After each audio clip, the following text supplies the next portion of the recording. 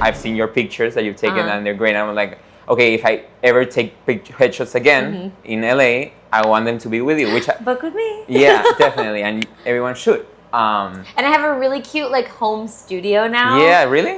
In my new place. That was a big thing because being a photographer, like you want to have your own studio space. That's what everybody wants, but it's so expensive. And to pay for that would just be like paying double rent, to rent out a space consistently that's yours. Right. So that was like a big challenge for me, finding a place to live in LA. Is like, where can I sort of have a home Because you already studio? have the equipment. Yes, I have everything. I've got all these backdrops. I've got all my lighting. But you need some space, you know? It doesn't even have to be big. But I found an apartment that has like a 1-bedroom. And instead of setting it up as a bedroom and a living room, I have the big room is like my bedroom and the extra room is my studio. Yeah. Which is awesome. So now I have like a home studio office set up. That's great. Which is really exciting. And it's so cute. I love it. And when did you move? Like not so long ago? I graduated in 2023. And I was living like in the dorms on campus. Okay. And I actually started taking headshots while I was in school. Oh, really? While I was at AMDA. Yeah. And I had all my equipment and I had like a laundry cart that I would put everything in and I would roll it around from my dorm. And everyone kind of knew me and would always like laugh seeing me roll around the campus. And there goes Caroline. Caroline's taking headshots again. There's a tower, like the tower building. The main one? Yes. Yeah. On the 5th floor, there's like some classrooms. Right.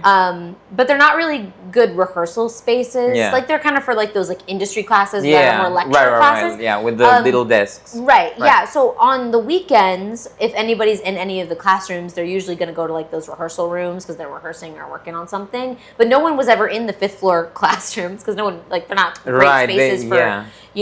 Except sometimes people would go up there to do self-tapes and stuff. Yeah. Okay. But I kind of like claimed the 5th floor as my office. And every weekend I had clients that would come. It actually took off way better than I thought when I started. But I would do them in the 5th floor of tower and like roll my stuff and go up the elevator and set up my studio there for like hours at a time on the weekend. And no one ever said anything for 4 semesters. Wow. So you started like when you almost like... Pretty immediately when I came to LA. So I was working at Starbucks when I was in New York. Oh, because you did... Okay, so you started in New York. I did, yes. Yeah, same as me, but you did the BFA. Okay, I did only the associates. Okay. So you did your 4 semesters there? Yeah, my first 4 semesters I did in New York. And then you were working at Starbucks. Theater okay. When I was there. And then I was working at Starbucks. Okay. Pounding the pavement, doing what you gotta do. The barista life. I know it well. And so I was there and I worked at like 4 or 5 different stores throughout New York. So transferring between stores was like a process that I knew. And so when I moved to LA, I was like, great, I'll just transfer to a new store there. Right. But then all the ones nearby, because I didn't have a car when I moved here. And all the ones within walking distance didn't like my schedule. And I was like, well, this is my class schedule. Like, I can't change it. Right. And I don't want to work at 4 a.m. Yeah. So in Hollywood, like walking around Hollywood Boulevard at 4 in the morning alone. Not the best idea. Like horrible. I'd rather die. Yeah. So I ended up not finding the store to transfer to. And I was like, well, you know what? Fine. I don't want to be a barista anyways. Yeah. And I was trying to think. They don't need me. They don't need me. I mean, I don't need them. Yes, thank you. Yeah. Of course they need me. But no, I guess they didn't need me. Not with my schedule, which was fine. But I was like, I gotta make money. Right. So I was desperate to find something where I could be my own boss. Yeah. And it's so hard, I think, in LA when you're starting out. We're all non-union actors, like doing our best, but we gotta make money, and booking is few and far between. Unless you're, really lucky or if you're kind of in that vertical circuit, they're booking back to back to back. Right. Otherwise, like, you got to have a survival job. And sometimes that can take up people's entire weeks and they're exhausted and then they don't have any time or energy to pursue what they're actually here for. And I did not want that to be my life, my story, I guess. So I was like, what can I do that I'm my own boss? And my dad has always been very kind of like entrepreneurial. Like he's always wanted to be his own boss too. Yeah. Until he got a job at NASA, which he's like, that's actually cool. I'm fine. He's fine. And he's like a leadership position. Like he's kind of a high up in that. So he does kind of get to manage and run a bunch of stuff. But I have that sort of gene like gene, like where I was like, I want to make my own schedule, and what can I do that can make me enough money, but gives me a flexible schedule that I'm in charge of. And I was like, photographers low-key make like a lot of money per session. Yeah. And did you know anything about photography? No, I didn't even like really think about photography much growing up. I always liked it, and I've always known myself to have a strong visual eye for things. Like I'm also a painter, and I'm creative kind of in that way. And I know myself to have sort of a strong aesthetic eye for things and composition. And I was like, I can figure this out. Right. I'm definitely one of those people that just like believes I can do anything. Yeah, like, that's great. Or can be, I'll just like pick up a skill and I'm like, whatever. Yeah. That I've learned is not actually always the case. But it's good to like try it at least. Yeah, convince your brain. Maybe it could have gone terrible, but I guess it worked well. It worked out somehow. Yeah. Well, I basically had a couple $100 in savings, and I bought kind of like an entry-level professional camera. My Canon T7i, shout out. And I used that for a long time, and I was like self-taught. The school of YouTube is so amazing. Oh, yeah. There is so much you can learn. You don't have to spend so much money to go. Of course, there's so much you can learn from like professionals and workshops and programs and stuff. That's but probably like the best way. tutorials on YouTube If you are short on cash, there's so much that you can learn on YouTube. And so I studied, type like camera settings, different apertures and lighting styles and all kinds of stuff, and learned. Which is tough. To start from, because I don't know anything about aperture, and it feels like from someone that doesn't know anything from that photography industry, it seems like a very confusing, almost mathematical, algebraic. It's very technical, kind of scientific in the way. Different lenses are constructed and different camera bodies how work. How much exposure you need on the shot or whatever. And a DSLR camera versus like a mirrorless camera, which all that. are all, and so I spent a lot of time before I actually purchased my camera. I spent a lot of time on YouTube, and I bought a little journal that I was like, this will be my photography journal, and it was like whatever. And I like took notes like as if I was in school, and I watched like hour long YouTube videos of people that was like intro to photography, and I like took a bunch of notes, and I studied different types of cameras, and I knew that I wanted to photograph people. Like I didn't want to do like landscape or architecture, and that stuff is cool. But I was were also looking into it as a job, kind of like that. I kind of just decided on a whim. I was like, this is going to be my new job. I'm going to be a photographer, and I'm just going to figure it out. And if you take pictures of like who knows, like a deer or like a mouse running on the street, like they're not gonna pay you because like. My dad actually got into wildlife photography really? recently because they moved to a house on this like cute little creek. My parents did, and there's all these birds that fly, like these great blue herons and like bald eagles and all this stuff. And my dad sits on their little wooden dock and bought a camera and like started taking pictures. That's amazing. But does he get like? Does he sell those pictures then? No, he mostly just does it for himself. Okay, it's fun. But he bought like a really nice camera. Really? With this amazing lens. I was like, Dad, this is like professional level stuff. And he's just on his little fishing boat going down the creek taking pictures of birds. Like it's Florida, so sweet. I bet, because he works NASA. Yeah. Okay. But he bought a nice like photo printer that can print like large prints of stuff. So for my mom for Christmas, like he printed out. She really loves lighthouses. Okay. I grew up in Virginia Beach, like on the East Coast, like right on the ocean, and there's all these rivers, and so there's a bunch of little lighthouses and stuff. Okay. So he would go out on the boat one day. He was gone for like 4 hours, and went and took pictures of lighthouses for my mom and printed them out and framed them for Christmas. It was really sweet. Yeah. So that's nice. But like, you wanted something that could like also like pay. Yes. Yeah. I was looking for something with monetary value. But so I was like, I want to take pictures of people, and at first I didn't want to do headshots because they're not super creative. Right. Yeah. You gotta stick to like a standard, I guess. Yes. Yeah. And there's sort of the setup for taking headshots isn't anything that's really crazy. It took a lot of trial and error to kind of figure out stylistically what I liked, and I studied a lot of other headshot photographers. But at first I wanted to do fashion photography or editorial portrait stuff. Okay, right. Just because there's a lot more creativity behind that could be fun. Definitely. And there's lots of ways you can monetize that too, like, wedding photography or people want portraits like for their newborn baby or pregnancy or senior graduation stuff. But I also wanted to do things that felt kind of like high fashion magazine. I don't know. Yeah. But then I got to AMDA.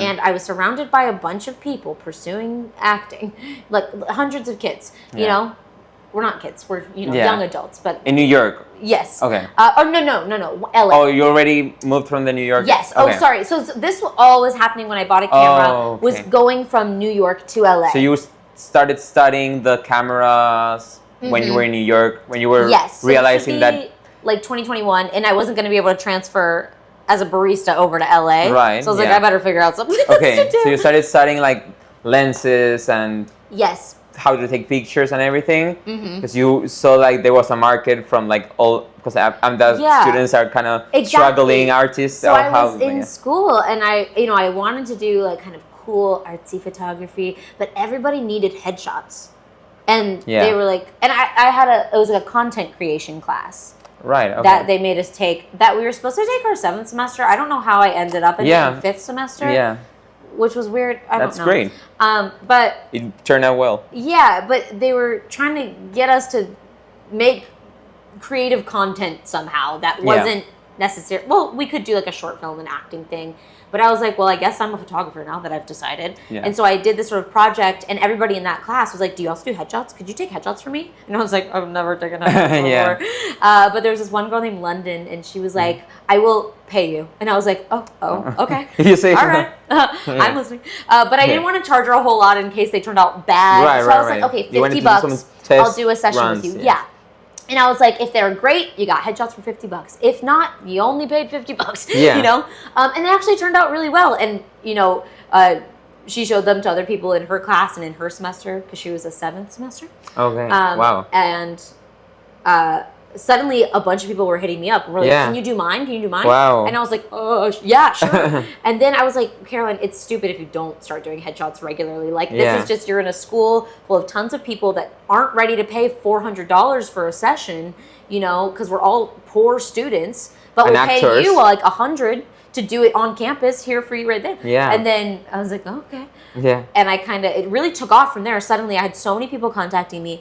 And I had to really quickly figure out my workflow as a photographer, and like, how do I schedule sessions? And how do I schedule it around like your actual objective? And so I kind of picked weekends, because I knew nobody had classes on weekends, and neither did I. And I would set my own business hours, and like before I knew it, within like a month or two, I had a full-fledged business running. And it was crazy. It worked out way better than I thought. You're like, I had no idea. Starbucks. Plus the little leagues, and I think that's like important as artists, like sometimes like adapting. Yes, well, and to sort of put yourself in an uncomfortable situation and see, like, like you're jumping into the ocean without a life vest and like figure out how to swim, like, and trust yourself a little bit, like you have the skill within you, to figure out how to make something artistic be your career. To take risks. Yes, like take a risk. Quit your job and see if you can stay afloat with your art. And well, by you moving to New York and then moving to LA, that's a risk in it by itself. So So I feel like everyone who doesn't live here in California or lives in New York or wherever you're going to college, like if you live in the same state or city that you're in college for, that's like still easier, like but like when you take that first step, like that first risk, because you probably, that was one of their first like moving out, like I'm taking a big risk, I'm moving out for college, and that's a big step. And when you take that step and when you realize that it went well and you didn't die and you can survive alone, right? You start taking other risks, like headshots. Yes, and quitting your part-time barista job, and like crossing your fingers, you can find a way to make money otherwise. Right. But that was really important to me, was finding something that would allow me the flexibility to pursue my acting career. Yeah. But that's still keeping me afloat in one of the most expensive cities in the world. Yeah. And not having to sell all of my hours, sell my soul to a part-time retail or food service job, like so many people get trapped doing. Yeah. And so I was sort of like very determined, and it happened honestly so much quicker and more successful than I thought it would be. So I'm grateful for that. And now it's been almost 4 years. Wow. Yeah, this year I started in about October, November of 2021. Wow, and you graduated 2023. Okay. And you kept going. Yep.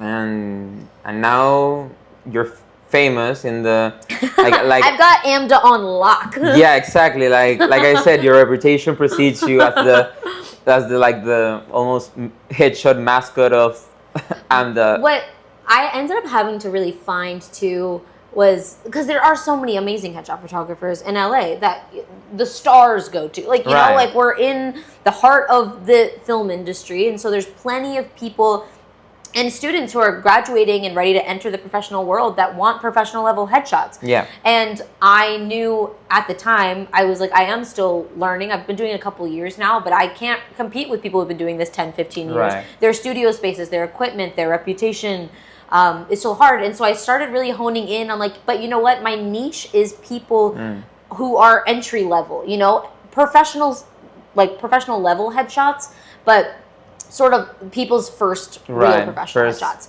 So my first headshot on a frame. So I started really marketing that like to students or other people in other acting schools that are... That's great, like finding your niche. Yeah, that's you know. a very good like thing to keep in mind for anything you do. Yeah, like, exactly. Even for acting. Like. And I know that ultimately, like, people as they grow in their careers will then kind of level up their headshots too, and will go spend $700 and work with like Dana Patrick or Chris John or all these other great photographers in LA that are really renowned for their like beautiful work. And that is their full-time job. That was the other thing too, where I was like, suddenly creating this job that was supposed to make it so flexible for me took up a lot of time just organizing, figuring out my own workflow. And I was like, oh no, if I go too balls to the walls with this, like my whole job is going to be a photographer. And I don't want that. So let me really settle into this niche that's like, I'm a professional photographer. You could level up too. Yes, if you and I wanted know to. that I still can, and I am planning to ultimately and get a bigger space and like really lean into sort of this business that I've established. I'm trying to toe the line of like, I don't want it to take over my whole life. Right. But I also really like it, and it's been making me a lot of money. So that's cool. But I think my home studio has been kind of like the great marriage of that. So I have a space that feels professional because it's a designated studio space, but it's intimate enough that like my clients, many of which it's their first real professional headshots.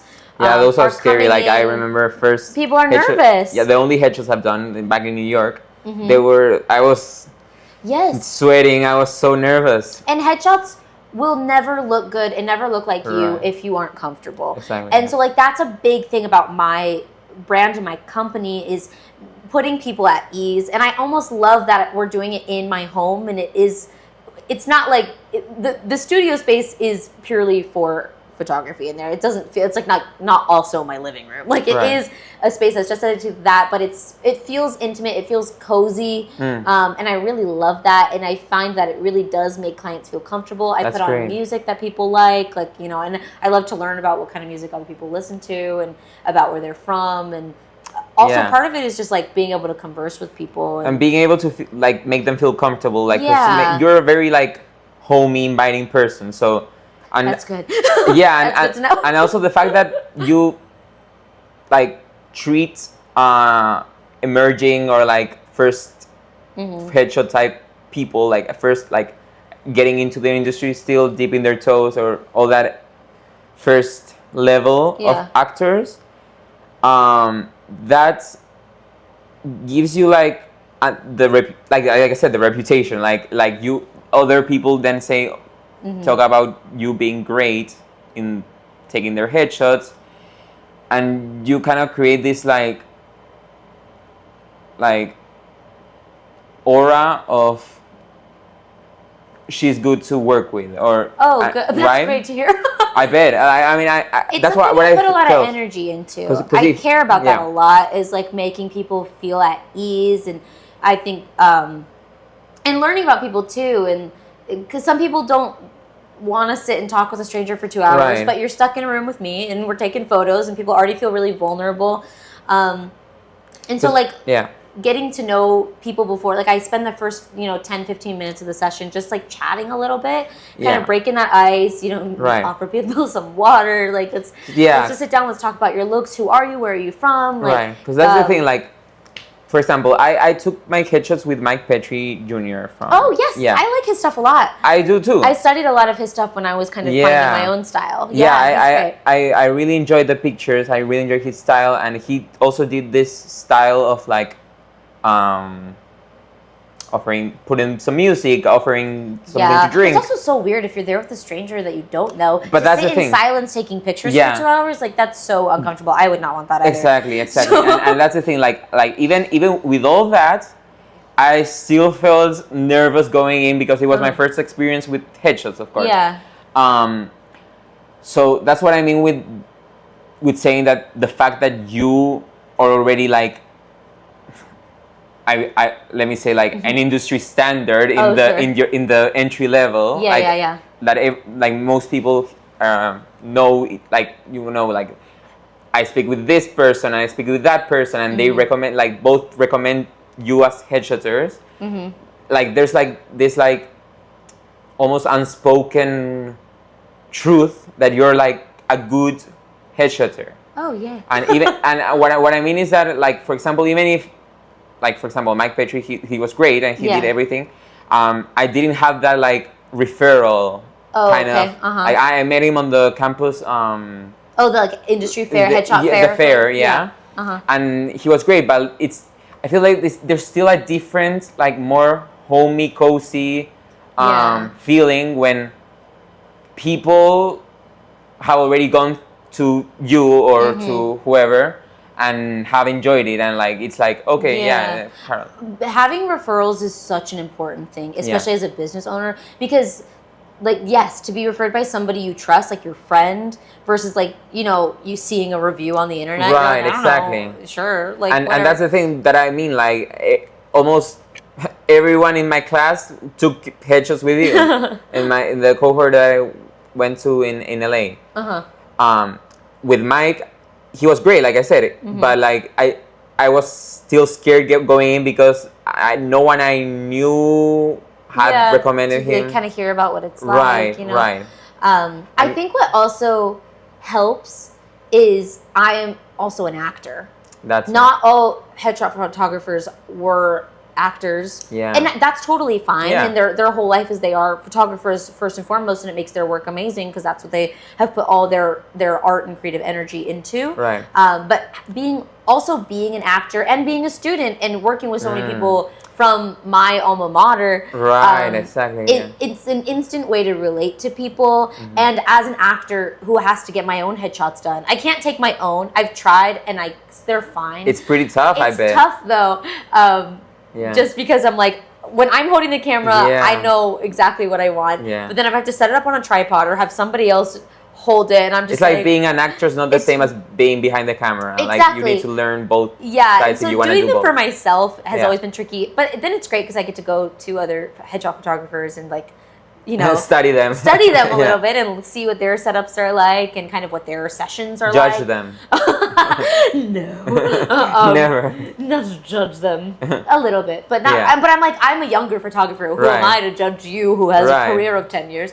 But spy a little bit on like kind of what equipment they're using and how they set up their little studio. It's like going into the mouth of the tiger. Yes, a little bit. Although the tiger's just like a nice dog. Like not a tiger. But being an actor, so having to get my own headshots done, I know as an actor what I want out of a headshot session. So like something I always do in my sessions is I always let the clients look through all the photos as the session goes. Oh wow. Like after each look that we shoot, I hand them my camera, which people are like, you're crazy for handing, like strangers what if I drop it? $3,000 equipment. But I let you hold it in your hand and scroll through on the camera and take a quick peek through the pictures and make sure you feel good before we move on. If you want me to reshoot, if you want to fix your hair or something, like let's take a second and do that, Yeah, that's good because I feel like that might help the guest, the person that is taking the picture, the performer, I guess, it might help them like feel comfortable in the space that they're in. Like, yes, because if you can't touch their equipment or they can't touch this, that invites you to be themselves. Yes, well, and it makes you, it allows clients to feel like they have agency over their own headshot session. Especially people coming into their first session, they're like, I don't know, just tell me what to do. Which is really important. It's important for an actor to be able to come in and communicate, because it's for you. It's for your career. It's your calling card. Your headshots are one of, if not probably the most important tool you have as an actor to pitch yourself, besides your training, of course, and like your performance. Definitely. But that's your calling card. That's your business card. That's the first thing casting directors are going to click on before they read anything or know anything about you, is a headshot. And so it's incredibly important. And it can be really hard for people coming in for the first time. We have classes in school about like, this is what you should look for. This is your headshot, so you gotta make it try to get these types of looks and learn about them. But when you come to your session, to be able to communicate and take ownership. Yeah, and I know that can be so hard for people coming in for the first time. You're coming into a space that you don't know. Right, and so I try to bridge that a little bit of like asking questions and helping people be able to talk about what they want out of headshots. Because so many people will come in and be like, you tell me. Like, I don't know. Yeah. You tell me. I was that person.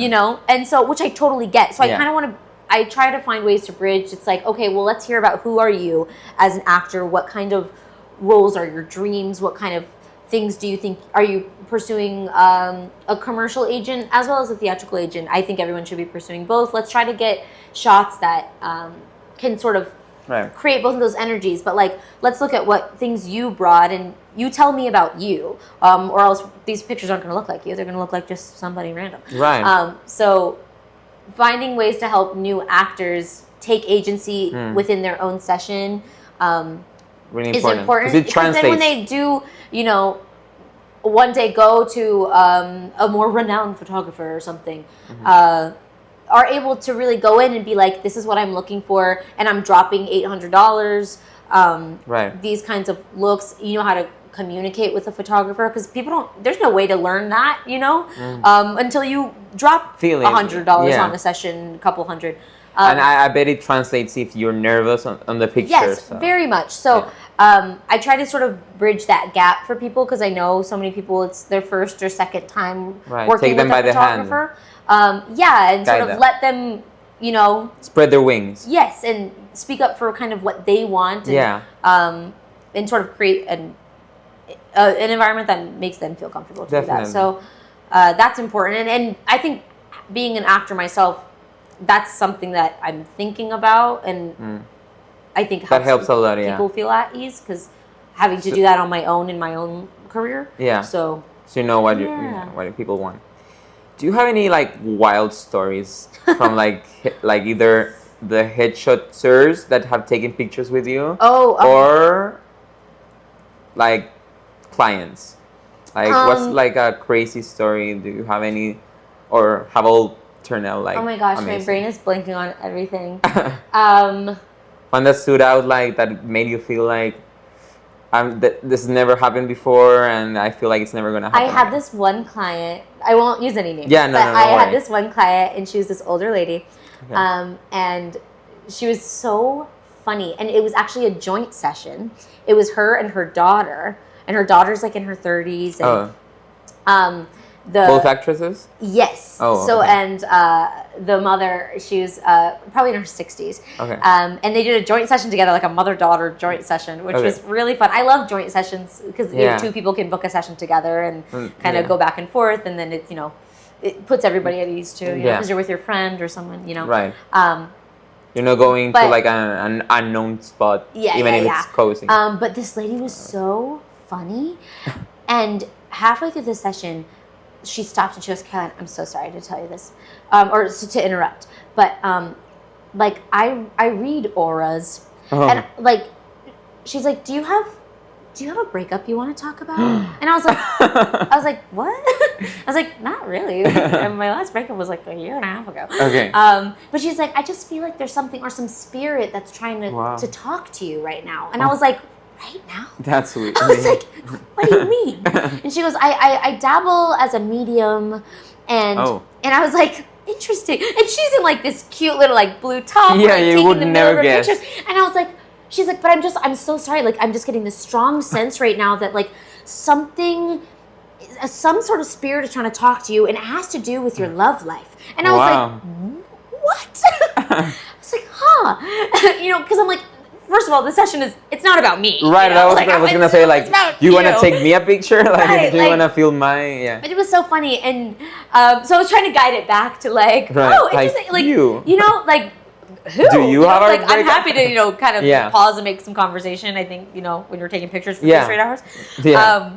And I was ultimately trying to kind of like guide it back into the session. Right. But afterwards, she was like, can I please email you? I would love to do like a medium reading for you. And I was like, honestly, I would love that. She was so funny. Okay. I never ended up contacting her. I totally could still. Yeah. But maybe she was just trying to just after get that actually money from you. It was a Kim Kardashian like music video. Oh, the lady? Yes, she did a music video that Kim Kardashian was in with Meghan Trainor. Or no, I didn't know Kim Kardashian. Sorry, Kris Jenner. Okay. There was a video, the something mother. Okay. I don't know. Meghan Trainor has a song. Okay. And the music video, Kris Jenner is the star.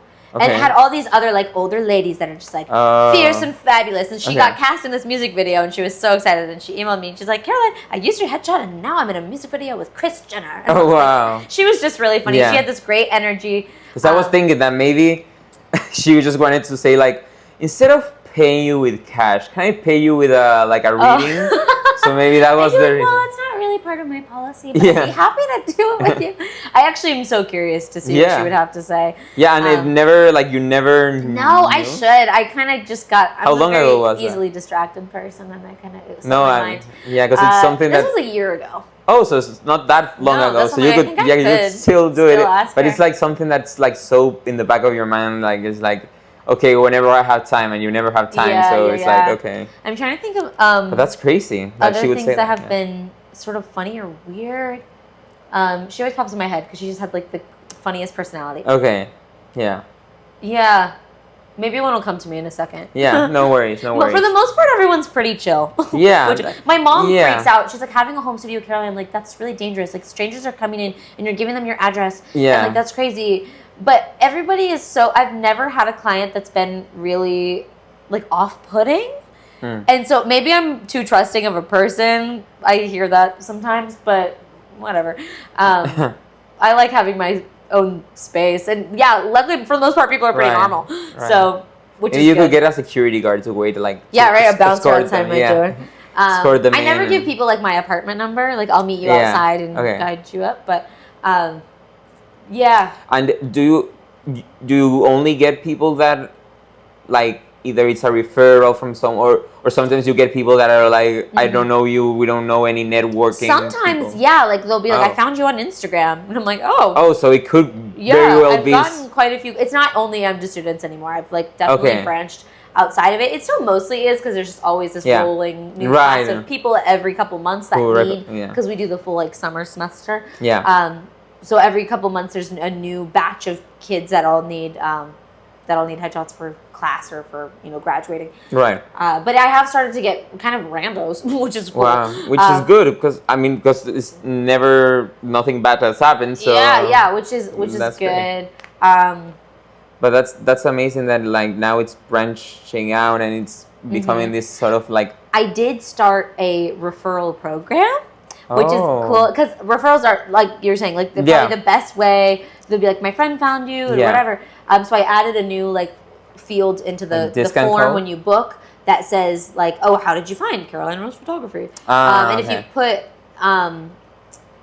like if you recommend a friend, for example, and they put your name in, I am sending people like a referral bonus. Like I'll Venmo you, Cash App, Zelle, whatever, like $20. That's really like entrepreneurship mindset, like a very like, because that's smart first of all, and like, I feel like it's like something that most people probably have a referral.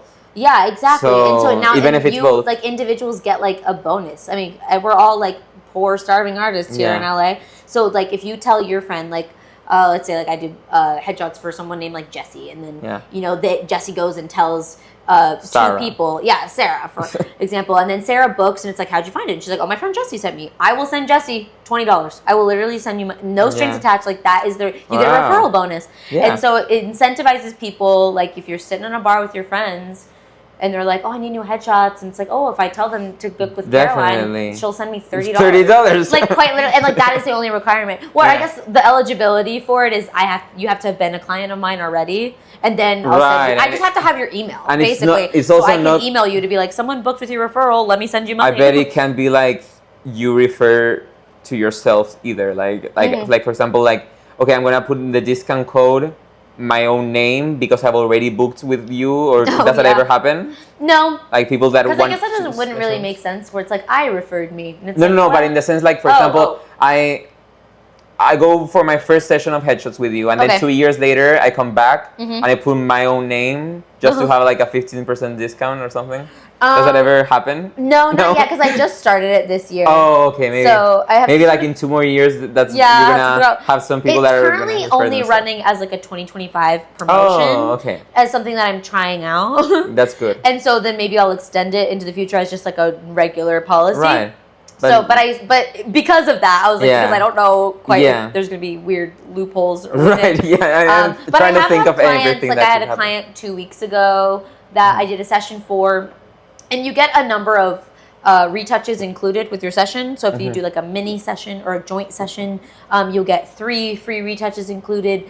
If you do a full session, you get 5 free retouches included. And then if you want more than that, it's $10 per picture. Okay. So I did a session with a client 2 weeks ago, and then a week later, she had referred a friend, and they put her name. And so I emailed her, and I was like, "Hey, girl, like, thanks so much for the referral. Like, let me send you $20 as a bonus, you know?" Yeah. And she goes, "Can I actually use that as a credit for more retouches?" Pictures. And retouches. Yeah, because it'd be like $10 per picture. So she like gets 2 more free retouches instead of me sending her money. So you can get it credited. Or somebody was like, "Can I get that in the future instead of you sending me $35? Can I get $35 really off of my next session when I book?" Something like that. So that's kind of a little credit. I can either just literally pay you, or you get a credit towards your own session. That was a smart. Did you come up with that like I wanted to think of something, and I had one of my friends who is really business savvy, and my dad, who I ran it by both of them and was like, "How does this look? Does this make sense?" And they kind of gave me a little bit of guidance and helped me kind of figure out the rates. So if you refer somebody and they book a mini session, I'll send you $20. Right. If they book a full session, I'll send you $30. If they book a joint session, I'll send you $35. Yeah. So something like that. Like how much can I give without losing money? Yes. Yeah. And then I actually ended up raising my rates a little bit, because every maybe year or two I raise my rates, because I'm like, I'm a better photographer now and whatever. And inflation. Inflation. You gotta do what you gotta do out here, But I raised my rates recently to the price of the referral bonus, so I'm not actually losing any additional money by like paying out people. But no one knows. My little secret. Yeah. And recorded on podcast. Yeah. But whatever. I mean, that's just like this. I mean, if you look at my website, you'll be like, oh, everything went up by $30. Yeah. Which is not a lot. But it's still, you're still kind of like, they're still winning, because they can't go back in time and take pictures with you. Right. And it's not like I raised it $100. I raised it $20. Like, it's fine. Yeah. So I'm not losing money as a business owner, and it's incentivizing people to refer clients, and you get something too. Yeah. That's great. So that's like a great idea.